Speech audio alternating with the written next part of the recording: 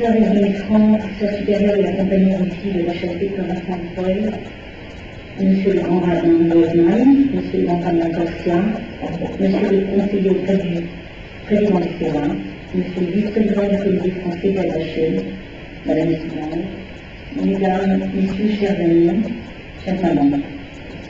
Il y a quelques semaines, un volcan islandais a craché feu et cendres en plein espace aérien.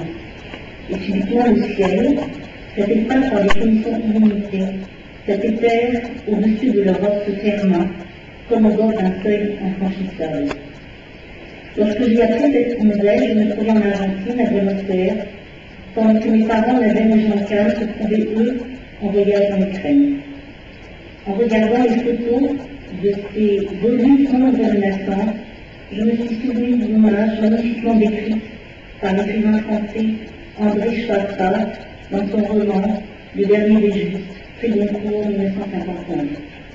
Le romancier conseille le lecteur de lever parfois les yeux vers le ciel et de chercher le regard les particules intimes qui habitent l'espace.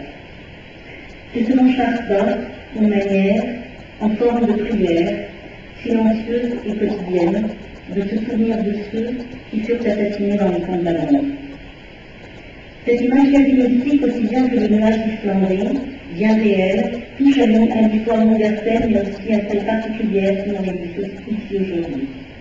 Madeleine Roland-Kahn, la mère, a dû il y a quelques semaines changer son plan de route. Comme bien d'autres voyageurs, il lui a fallu d'abord patienter et puis se décider à trouver un autre moyen que l'avion pour rentrer en France. Mes parents partageaient avec d'autres, je sais qu'ils sont aussi, un minibus pour traverser les 2700 km qui les séparaient de Paris.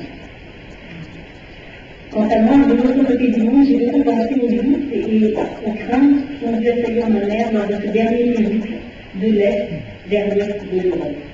Et je me suis dit qu'il y avait comme un étrange hasard, comme une répétition narquoise de l'histoire. Une fois de plus, ma mère se retrouvait arrêtée à l'Est, loin de chez elle. Cette fois-ci, c'était une force de la nature qui l'empêchait de rentrer et non pas la main de l'homme. Je ne lui ai pas posé la question de savoir si elle avait pensé à cette autre fois. Nous n'avons pas parlé de cela. Je n'ai pas cherché à savoir si elle avait eu peur. Si je ne l'ai pas fait, c'est parce que je savais, parce que je sais, trop bien, trop sûrement, qu'elle y a pensé, qu'elle en a rêvé, et que probablement, elle a dû craindre, jusqu'à son arrivée aux portes de Paris, ce voyage-ci, ce retour-là, et la volonté de tous les souvenirs qui accompagnent un voyage dans l'inconnu. Le passé, j'en suis sûre, s'est mêlé une fois de plus à son présent, et donc au mien.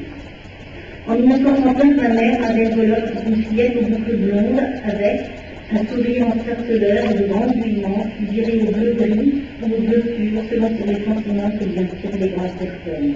Madeleine, le premier enfant de mes grands-parents, de son ami Bracha, Rosa et Abraham Nicolas, ne savait rien du grand et terrible voyage qui l'attendait. Ses parents, non plus, ne pouvaient en rien imaginer un futur si cauchemardesque. En juin 1939, ils voulaient envoyer leur fille en Bucovine, province romaine, pour qu'elle passe l'été auprès de sa grand-mère, mon arrière-grand-mère, Rachel Zonta. Le départ de Paris fut un arrachement pour cette fillette de 6 ans, qui réalisa trop tard, une fois que le train a quitté la gare, que ses parents ne l'accompagnaient pas. Les premières semaines s'écoulèrent paisiblement dans la maison de la grand-mère Rachel à Saint-Esprit de Josse. L'enfant semblait s'être habitué à la séparation de ses parents. Mais les grandes personnes ne prennent jamais la mesure du chagrin des enfants. Dans cette province romaine, les juifs paisibles et très isolés du reste du monde, c'est bien que les événements qui allaient bouleverser leur vie ont dû avoir l'impact d'un coup de grâce émanant de forces supranaturelles. Lorsque les frontières furent fermées et que le retour à Paris de la petite fille ne fut plus possible, personne ne chercha à lui expliquer ce qui s'était produit. Personne, ni sa grand-mère, ni sa tante, ne pouvait lui parler de l'avenir, ni était-il capable d'imaginer ces lendemains terribles qui les attendaient.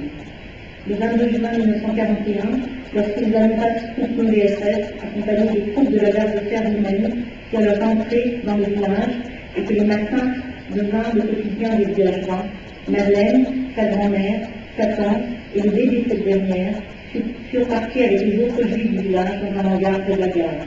Ils étaient, écrit Nadenka dans son premier livre Les Charles, malheureux, encombrés et déjà des trains de misère.